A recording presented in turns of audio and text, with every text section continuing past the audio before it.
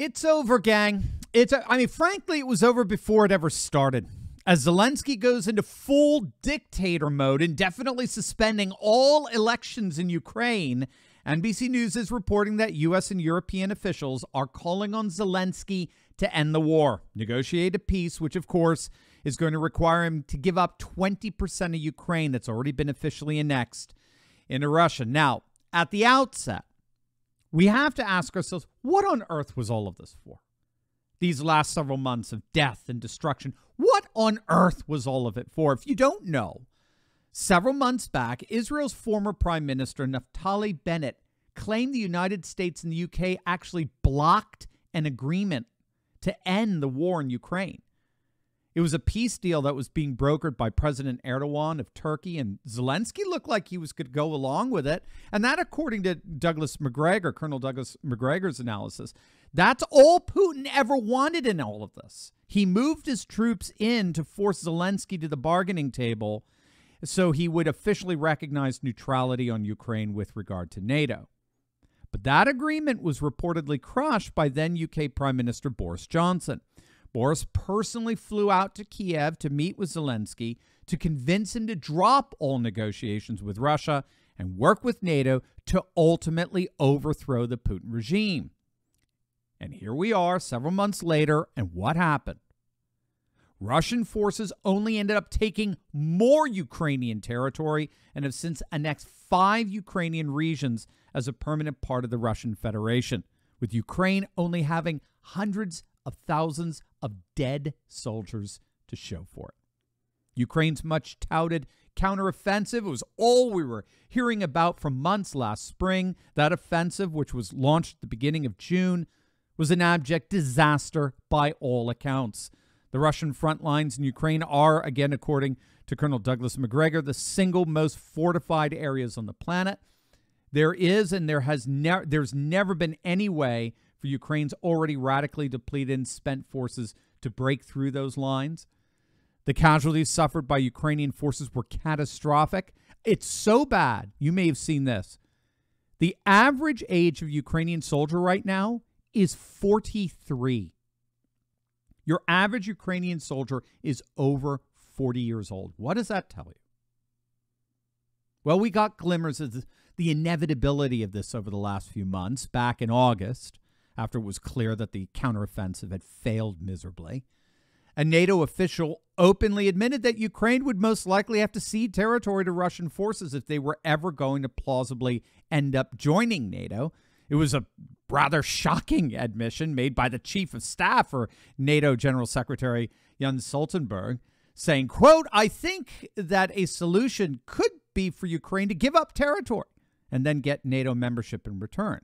It was the saying of the quiet part out loud. He was severely reprimanded for having said it. But as it turns out, that is exactly, according to this NBC report, that is exactly what NATO officials are now saying to Zelensky. We also had a sense things weren't going so well at their last NATO meeting. You all, of course, remember that excruciatingly humiliating photo of Zelensky being visibly shut out from the NATO club, as it were.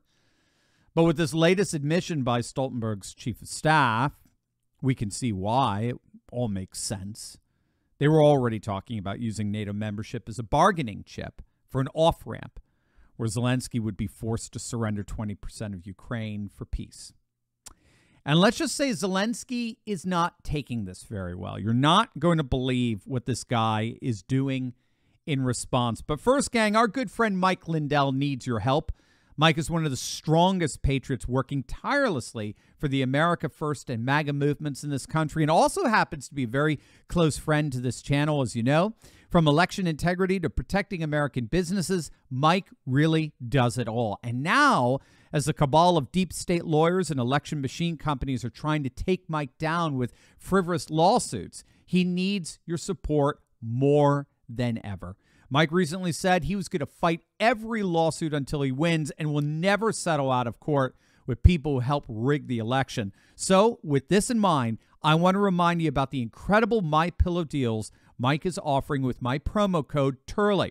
Now, if you just click on the link in my description below, you can save well over 60% on all sorts of incredible MyPillow products. Of course, Mike is offering huge savings on the new and improved MyPillow 2.0. But gang, I would also recommend hugely Mike's My Slippers, as well as his amazingly comfortable bed sheets. These are some of the comfiest slippers and sheets I've ever owned. In fact, I would use that word to describe all of MyPillow's products: comfy. Comfy to the maximum. So don't wait, gang. Support Mike as he fights for election integrity and get some extremely comfy things to boot. It's a win-win. Don't wait. Click on that link below or go to mypillow.com/Turley right now. Zelensky appears to have gotten rather addicted to the free money he's been getting, and he's worried it's about to dry up. Here's his new offer he gave to NBC's Meet the Press over the weekend. If you can't give us some financial support, okay, please give us a credit and we will give you back money after the war. So now he's promising to pay the money back after he wins the war with Russia. Delusional doesn't even begin to describe it. Tim Pool said it best: "I'll gladly pay you Tuesday for a military intervention today," channeling J. Wellington Wimpy from Popeye. Moreover, it's now being widely reported that Zelensky has, yes, indefinitely suspended all elections in Ukraine. That's right. You can't make this stuff up. After jailing his political opponents, banning opposition parties — remember, he banned a number of political parties early on — after jailing Orthodox priests, yes, jailing Christian clergy, Zelensky did that. After doing all of that, he's now suspending presidential elections. It's just not the time right now. We're too busy fighting for democracy. It's just not the right time.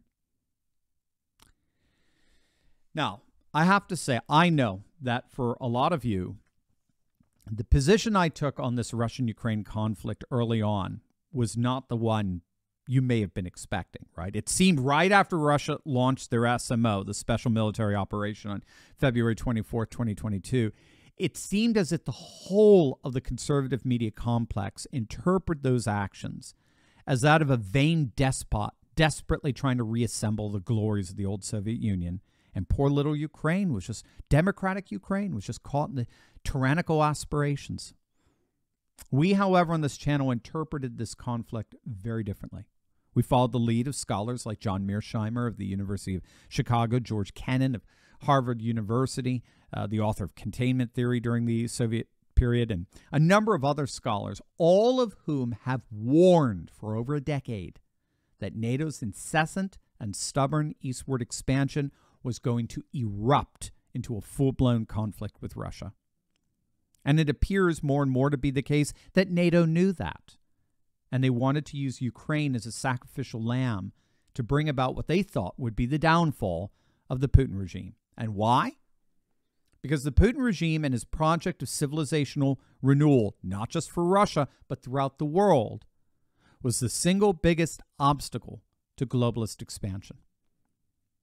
This has never been about Ukraine. This has always been about D.C. and Brussels maintaining and defending the liberal international order against its most prominent opponent, namely Vladimir Putin.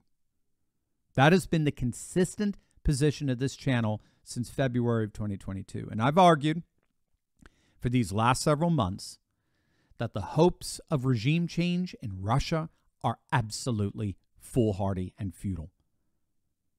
And that's precisely because the liberal international order is over. A new conservative civilizational world is rising. Now, with NATO officials admitting that the Ukraine war is lost, they are, however, inadvertently admitting that they have lost that liberal world order as well. Are you ready to join the resistance? Because I'm leading a group of dedicated, courageous patriots who can lead a spearhead into the heart of the secular globalist establishment. We punished Bud Light and Target, driven CNN and the legacy media to near bankruptcy, forced BlackRock to backtrack on ESG, and now we're seeing our conservative-dominated Supreme Court ending affirmative action and protecting religious liberty. In my Insiders Club, I show you concrete steps to take locally and online that will only keep this mass uprising going until the battle is won. Don't wait. Click the link in my description below and join my Courageous Patriots Insiders Club today.